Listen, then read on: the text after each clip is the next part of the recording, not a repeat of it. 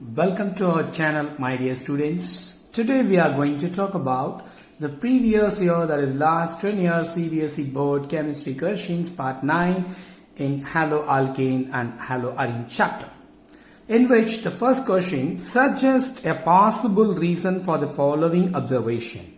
This was asked in the year of 2009. The order of reactivity of haloalkane is like this. So we have to justify for the reason. So we have to give a reason why alkyl iodide having high reactivity when compared to alkyl bromide and alkyl chloride. So why it is so? This is only because of that size. So here chlorine, here it is a chlorine, and bromine as well as iodine. As you know that the chlorine size is very small and bromine somewhat it is very big. Iodine is somewhat is very big when compared to these three. These two, this will be size will be very big. So once the size will be very big, the carbon iodide bond, that is carbon iodine, that is alkyl group and iodine group, bond distance will be very large. As the bond length increases, which decreases the strength of the bond. Once the strength of the bond is getting decreases, by that way, the reactivity will be very increases. The reactivity is getting increases only because of that size of the halogens. Here, chlorine will be less in size when compared to bromine. When compared to bromine, iodine being a very big size. That's what the carbon iodide, that is R and I. Between these bond length will be very high in this case of Ri. That is what it can cleave. That is, once the bond length is very high, so it will be easily getting braked because the strength of the bond will be very less. That is what we can break it easily. That's what's a better leaving group, so that it will be acting as a reactivity series. Iodine will be in very fast one. By the way, Ri will be getting high reactivity than that of RBr. RBr getting higher reactivity than that of RCl. Are you able to understand, student? And next one is the neopentyl chloride does not follow SN2 mechanism.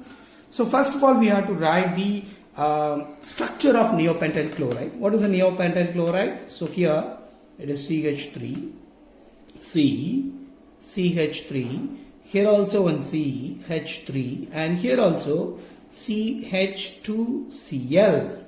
This is neopentyl chloride. Are you able to understand, student? This is a neopentyl chloride structure.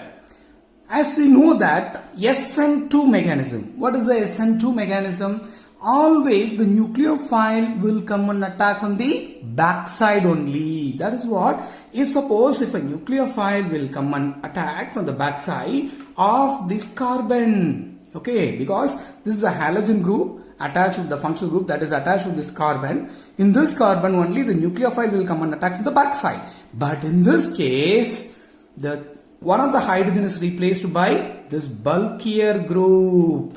Okay, are you able to understand? So there is no place to attack on the backside. That is what in SN2 mechanism will not be followed in neopentyl chloride, even though it is at 1 degree. So usually 1 degree alkyl halides preferentially reacts to form SN2 products. But in this case, neopentyl chloride, even though it is a 1 degree, but does not follow SN2 mechanism. Why? This is because of one of the hydrogen is replaced by these three bulkier group, 3CH3 methyl group. That's what, there is no place to attack from the backside of the nucleophile will not able to attack from the backside of the carbon which is attached to the halogen. That is what inversion product will not be formed here. So neopentyl chloride does not follow SN2 mechanism. Are you able to understand, student? And next question, what is Sestroff's rule? Illustrate with suitable example. That's a question. This was asked in the year of 2007.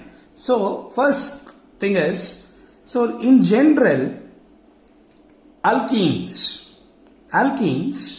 which is having the lesser number of hydrogen between the double bond. between the double bond, so lesser number of hydrogen should be there. That is the Zaitsev rule. According to that rule, if suppose if I am using the compound like a 2-bromo-butane. If I put alcoholic KOH, what will happen? So alcoholic KOH will act as a strong base than that of the KOH. That is what it always attack the hydrogen. That is beta hydrogen. So here, this is the beta hydrogen, this is the beta hydrogen. In both the places, it can attack. This is also beta, this is also beta for this carbon. That is what. So I will be getting two different products. If suppose if this hydrogen is attacked by the base, the H plus will goes off. By that way, want to stabilize the compound, the Br minus will leave on its own. That's what the double bond is getting formed here. That is a 2-butene getting formed. But in this case, 1-butane is formed because of these hydrogen is removed. So by that way, according to Zaitsev rule, the lesser number of hydrogen atom which is present between the double bonded carbon. That is what this will be acting as a major product. This will be getting a minor product. Are you able to understand, students? And next question, give one example of each. That is the Wurtz reaction and Wurtz-Fittig reaction. Wurtz reaction. Usually in the case of alkyl halide will involve in this reaction. Say for example, if I am taking alkyl halide, CH3Cl. So in presence of sodium metal, another CH3Cl group will be there. Okay, in presence of an ether, here ether will be acting as a good solvent. Now, what will be getting the product? I will be getting the product like this. What will be the product? The CH3. So here alkane is a product. So this is a Wurtz reaction. Are you able to understand here? Alkane along with that 2NaCl is getting formed. So why does 2NaCl? Because NaCl which will be not getting dissolved in ether. That's what it will be converted in the form of precipitate. By that way, it will avoid the backward reaction. That is what we are using ether as a solvent here. And Wurtz-Fittig reaction. So in the case of one alkyl halide, CH3Cl and 2Na, along with that, one aryl halide.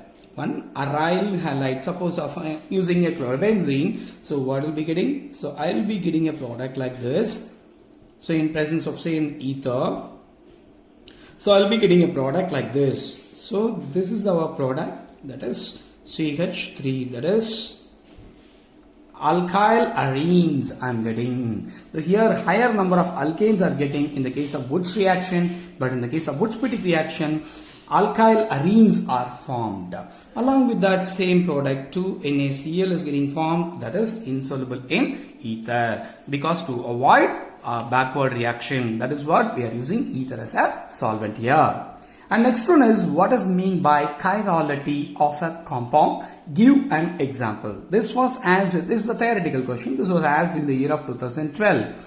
Say for example, in organic compounds, what is the chirality? So the first condition should satisfy, it should be a non-superimposable,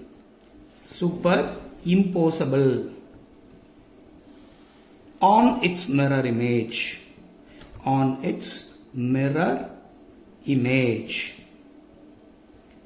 Usually an organic component, suppose if I am taking a hand.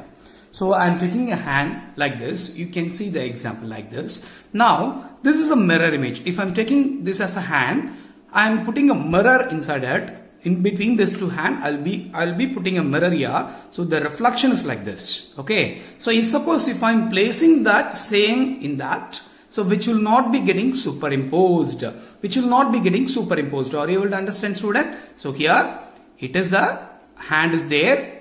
Now I'm putting a mirror here. So this is a mirror image of that. So I'll be placing this union of this thing which will not be superimposable. These kind of examples will be called as coming under the category of chirality. So in organic compounds, how we can fix the chirality? So if a carbon having, suppose if I consider this is the carbon.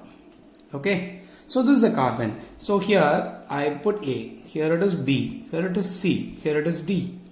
So if I'm taking a mirror image of this, so what will be getting the product? Here it will be B, and here it will be D, and here it will be A, and it will be C.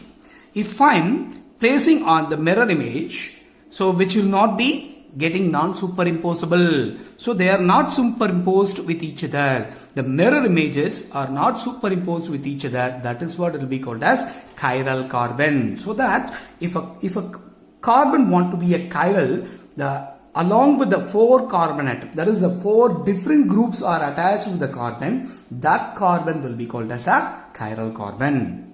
Are you able to understand, student? And next one is the order of SN2 reaction. This was asked in the year of 2011. In many years, these questions are asked. Order of SN2, SN1. That type of questions will come arises continuously throughout the 10 years. They asked some questions. So here we have to write the structure. 1-bromobutane. So first carbon 1, 2, 3, 4. So here 1-bromo they said. So CH2. Again CH2 here. And here also CH2, here CH3. 1-bromobutane. This is a compound number 1. 1-bromo 2,2 dimethyl propane. So total number of carbon atom is propane, 3 carbon atoms. 1-bromo they said. So I'll be writing like this. 2,2 dimethyl. If it is 1, this will be 2. So methyl group. One more methyl group is there. Here I have to satisfy with carbon. So hydrogen. So now this will be the structure of this one. And 1-bromo 2-methyl-butane. 1-bromo 2-methyl-butane. What is the 1-bromo 2-methyl-butane? Butane is 1, 2, 3 and 4. This is the 4 carbon atom. 1-bromo they said. That is what I will put in bromine in first position. And 2-methyl. Second position I have methyl group. CH3 is there. So I have to write like with the hydrogen.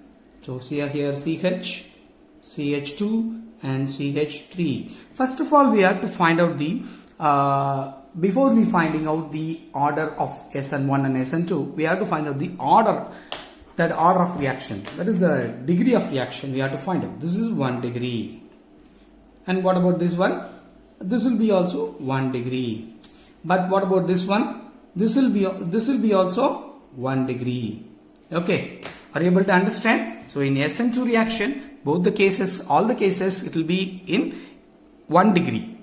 But the thing is, which compound will react faster in SN2 according to reaction? So what is the role of SN2? There is no steric hindrance should be there.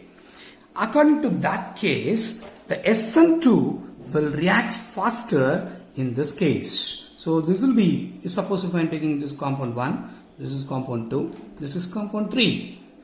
Are you able to understand? So according to our rule, so here the halogen is there, that is a functional group is there. Functional group attached to the carbon. Here one bulky group is there, remain 2 hydrogen. Here one bulky group is there which branching and 2 hydrogen is there. Here also the same thing, but according to the steric hindrance, this will be having less steric hindrance.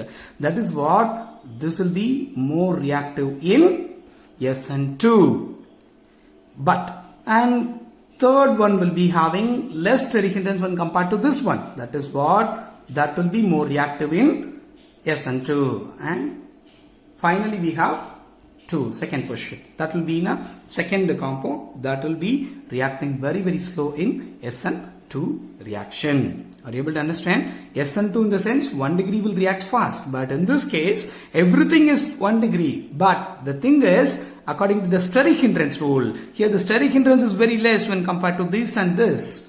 That is what this will be reacting very much faster. After that this one and then this one. So according to that we have to give the order like this. That is 1, 3, 2. So this is a order of reaction.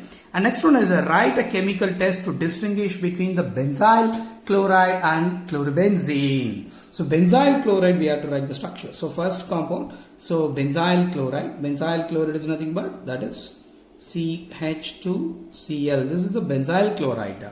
If the benzyl chloride will be reacting with AgNO3, that will be giving a AgCl as a precipitate. So here white color precipitate is getting formed. So white color precipitate is getting formed in the case of benzyl chloride, but in the case of a chlorobenzene, which will not be so much reactive because of the double bonded carbon, because the halogen is attached directly to the benzene ring. That is what, so which will not be cleaved very easily. That is what, there is no reaction with AgNO3. So here there is no reaction. That is what, it will not react. So by the way, we can distinguish these two. And second thing is chloroform and carbon tetrachloride. So second one is the chloroform and carbon tetrachloride. Chloroform, as we know, that CHCl3. So if I am taking aniline, so in presence of aniline, so aniline, if it is react with this too, it will be formed what kind of product? That is isocyanide. Isocyanide product will be formed. That is a foul smell. From that foul smell, we can able to identify this will be acting as a chloroform. This will be considered as a chloroform. By the way, but in the case of CCl4, will not able to give any. In CCl4, there is no reaction. That is what the chloroform is getting identified because of that formation of isocyanide when it is react with aniline, which forms a foul smell. From that foul smell, we can identify this as a chloroform. And thank you so much for watching. Please subscribe my channel. Please go forward to get benefit others. Thank you so much for watching. Thank you once again. Thank you.